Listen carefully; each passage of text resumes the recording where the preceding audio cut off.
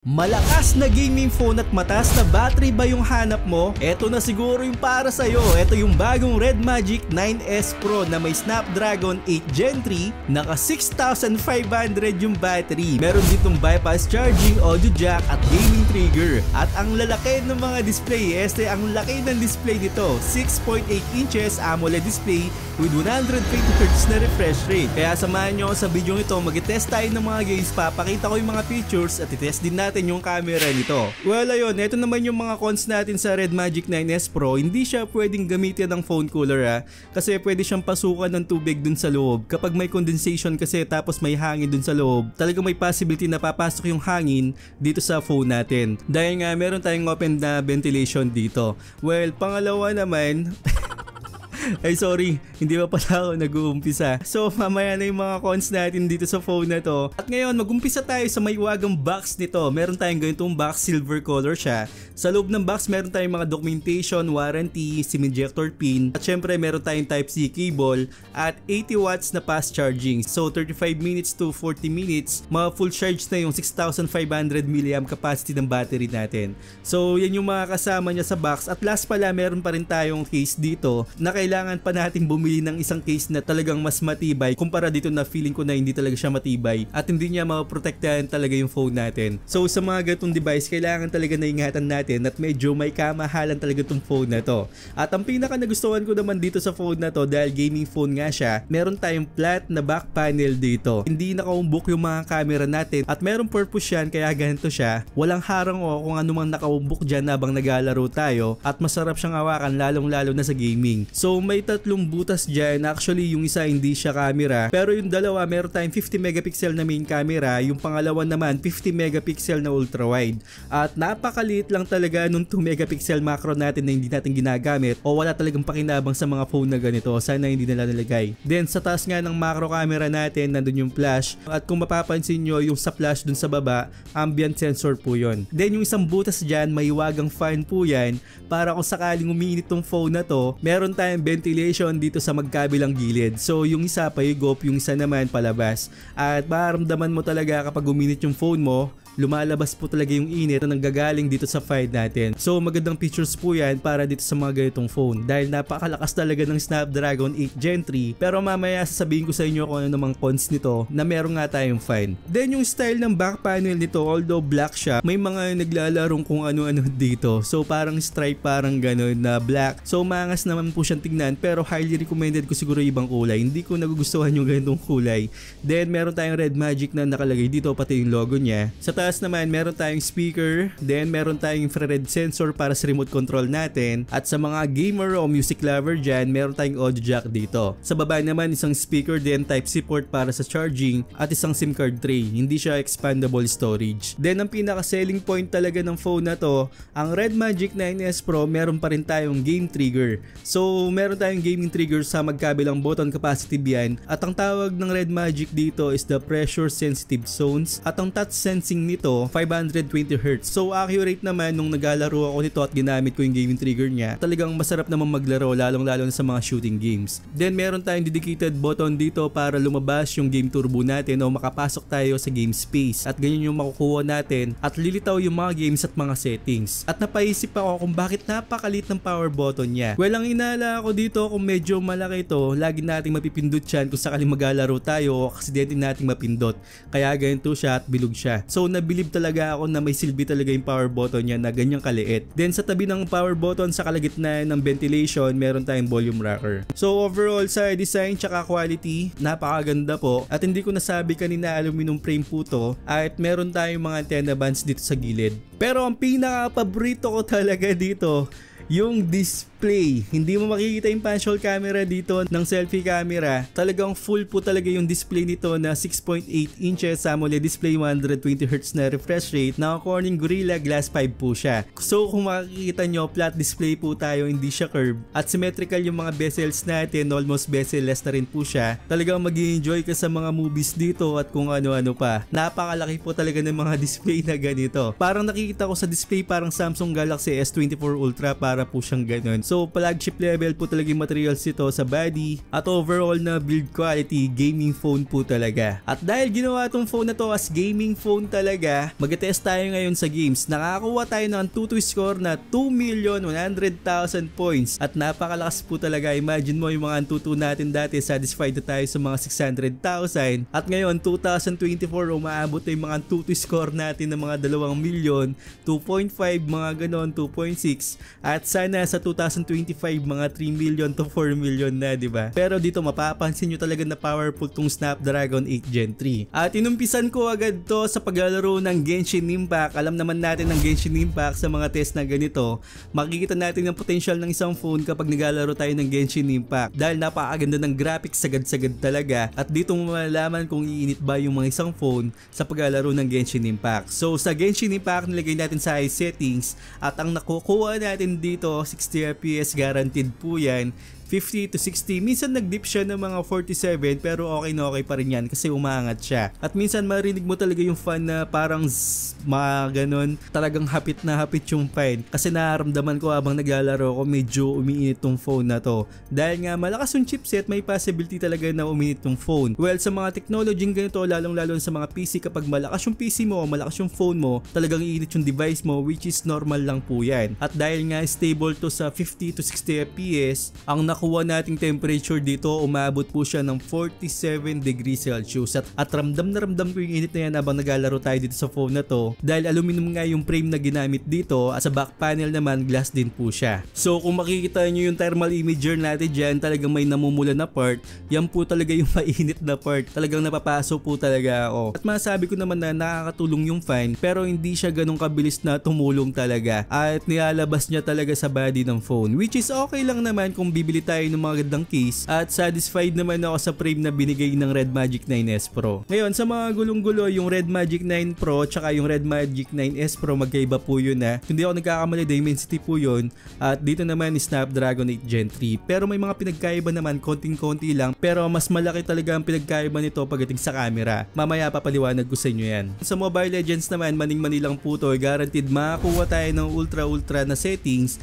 at makakuha tayo ng frames per seconds dito ng 120. Kahit anong laro, kahit matapos yung laro, 20 minutes ako naglalaro dyan, hindi po siya naglalag o nag-frame drops. Then ang nakuha ating temperature pagkatapos ng isang laro, 20 minutes po yan, nakakuha lang ako ng 40 degrees Celsius, which is okay lang sa mga gantong laro, hindi naman siya talaga heavy graphics gaya ng Genshin Impact. Masarap din maglaro dito ng Wuthering Waves, nasa high settings tayo dito, 50 to 60 FPS, pero naramdaman ko rin dito na uminit talaga tong phone na to. At sa mga gantong laro, katulad din siya ng Genshin Impact na mataas talaga yung graphical settings, so kailangan talaga na mataas yung chipset para malaro natin na maayos yung Wuthering Waves tsaka Genshin Impact. At ang nakuha kong temperature dito, medyo bumaba lang siya ng 1 degree, nakakuha po tayo ng 46 degrees Celsius dito sa Wuthering Waves. Dito naman, napakaganda ng laro natin sa Warzone. Nasa high settings tayo, tapos uncap yung nilagay natin na settings at ang nakukuha natin dito 60 to 80 FPS. Tumataas siya, bumababa at nakikita ko talaga sa paningin ko na smooth talaga yung paglalaro natin sa Warzone. Kung mapapansin nyo, kahit anong galawan, barilan, may mga time na bumaba siya ng pakonting-konti pero umaangat siya. Unlike sa mga ibang phone, nakakuha ko ng mga 30 to 40 at minsan daming lags talaga, pero dito kayang-kaya. Yun nga lang, dahil kayang-kaya niya nga, sabi ko nga kanina, mataas po yung makukuha temperature sa mga gatong laro sa mga demanding na graphics na ganito. At nagulat ako, siguro mga 15 minutes lang ngayon, ang sakit talaga ng kamay ko nung inawakan ko ng phone na to. At hindi ko namalayan nung nakuha ko yung temperature, nakakuha po tayo ng 50 degrees Celsius, napakainit nun. So kapag naglalaro tayo sa phone na to, kahit electric fan o kaya kapag naka-aircon tayo, pwedeng na to. Pero sa pagka-smoothness ng laro, kayang-kaya po ang Warzone dito. Okay, pagdating naman sa PUBG Mobile, ito mataas na po yung nakukuha natin, nasa smooth po yung graphics, tapos nasa ultra extreme po yung FPS natin. Nakakuha tayo ng mga 110 to 120 at guaranteed po yan dito sa phone na to. At pagdating naman sa Call of Duty Mobile, nilagay natin yung graphics sa low, tapos nasa ultra yung frame rate natin. Ang nakuha natin dito 90 FPS hanggang sa matapos yung laro. So playable po siya. Sana pagdating ng araw sa VR modes magkaroon tayo ng 120 no. So wala pa akong balita doon. Sa mga nakakalam nga, meron na ba tayong VR modes na 120 sa ibang phone? So comment down below. At sa mga bago pala no, kung nakikita nyo yung subscribe button dyan, mag-subscribe na kayo.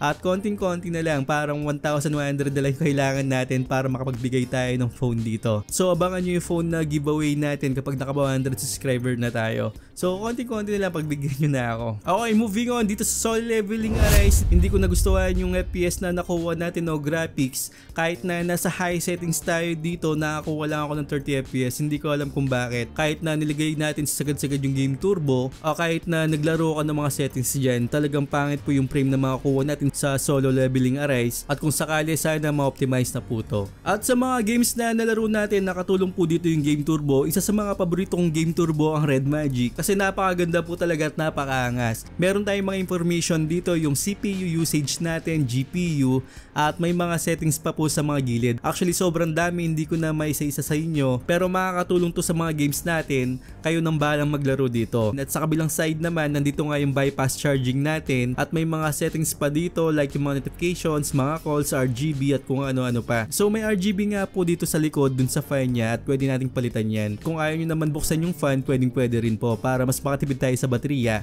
pero gumamit nga po tayo ng mga electric fan. Mamaya sabihin ko sa inyo kung bakit di tayo pwedeng gumamit ng phone cooler dito at hindi ko talaga advisable. Siguro yung mga ibang tech advisable nila na gumamit ng phone cooler. Ako kasi hindi ko siya advisable dahil nga meron tayong fan dito na nilagay na talaga ng Red Magic para hindi nga tayo gumamit ng phone cooler dahil hardware na po yung nilagay nila. At pinaliwanag ko nun sa intro natin kanina, 'di ba, kung bakit may condensation na mangyayari kapag maglalaro tayo dito sa mga Red Magic na may mga fan. So napakaangas po talaga ng game turbo niya. Meron tayong echo, balance, tsaka rise. So para sa akin, nasa balance lang ako habang naglalaro ako, pero nakukuha ko yung tamang FPS na gusto ko. Yun nga kagandahan ng isang malakas na chipset gaya ng Snapdragon 8 Gen 3. Kahit hindi natin ilagay sa performance mode, kayang-kaya kahit nasa balance, echo, mga ganon, okay na okay pa rin po. So ngayon, diretso na tayo sa camera. Dito ko napatunayan talaga na yung mga gamer walang pakialam sa camera. Hindi sila naglagay ng pan-roll camera dito at sa mga ganitong in-display na camera, talagang hindi mo mapakinabangan o pangit po talaga. So ulitin ko nga, yung mga gamer talaga walang pakialam sa camera yan. Birang-bira talaga yung gamer na may pakialam sa camera.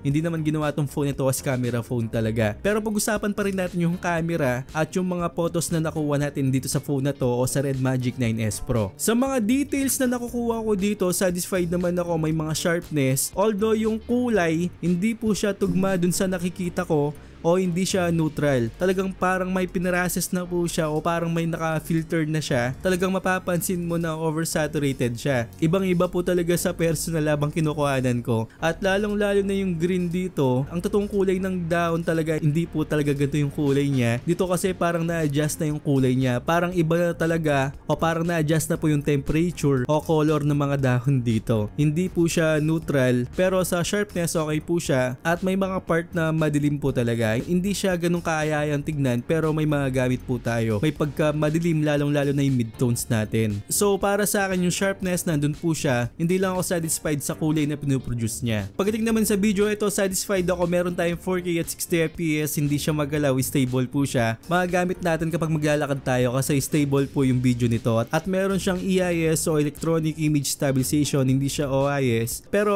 okay lang yun kasi kung makapansin nyo na maganda naman yung kuha at yung kulay tamang-tama lang din. Hindi naman talaga siya kagandaan, at least may mga gamit pa tayo. Dito naman sa front-facing camera niya, eto syempre in-display yung camera, wala tayong maasahan na kagandaan talaga dito. Kumbaga parang soft image na yung makukuha natin at sobrang pangit po talaga. Mas maganda pa yung mga Nokia dati. So hindi natin maasahan talaga yung front-facing camera ng mga ganitong phones. At syempre dagdag ko na rin yung battery niya, 6,500 mAh capacity ng battery. At sobra-sobra na po yan para sa mga ganitong phone. Ang kagandahan kasi nito, hindi mo talaga siya mahalta na naglagay sila ng 6,500. So sa battery, sagad-sagad po talaga, kayang-kaya at tumatagal naman. Ngayon, ito yung mga cons ko sa phone na to. Sinabi ko na sa inyo kanina, hindi tayo pwedeng gumamit ng mga phone cooler na open yung ventilation, na open yung back panel. So talagang cons para sa akin yun. Then isa pang cons sa mga phone na Red Magic o Novia na phones, wala silang mga album tsaka gallery. Yun yung napansin ko.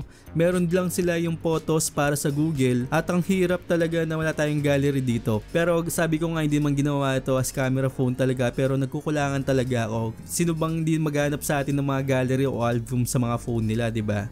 So missing po talaga yon. Then pangatlong cons ko naman, sana naglagay po sila ng matibay na case, hindi po ganito. Dahil nga may kamalan tong phone na to, sana naglagay sila kahit na jelly case lang tapos medyo may katibayan at sana mas maporma pa. Pero makakabili naman tayo kung sakali. Pero 'di ba, ang ganda sana kung naglagay sila ng mapormang case dito. So ayun, gusto kong malaman kung nagustuhan nyo tong phone na to, kung bibilin tong phone na to, at anong yung mga drawback nyo sa pagbili ng phone na to kung sakali, para malaman ko rin. Baka nagkakamali ako sa mga cons ko at nagugustuhan nyo pala yung mga ganitong features at ako hindi ko nagugustuhan. Kaya pwede kayong mag-comment dyan sa comment section natin. So ayun, konting-konti na lang, like, comment, tsaka subscribe lang at hit yung bell icon para sa mga ganitong reviews na Hannes Reviews. So sa mga nasa premiere, sobrang salamat po sa inyo. Mag-i tayo sa next videos natin at marami pa tayo i-unbox. So I hope na nakatulong ako sa inyo. Huwag niyong kalimutan mag-subscribe sa channel ko at hit yung bell icon para sa mga ganitong unboxing reviews, bagong kaalaman at katarantaduhan sa channel na to.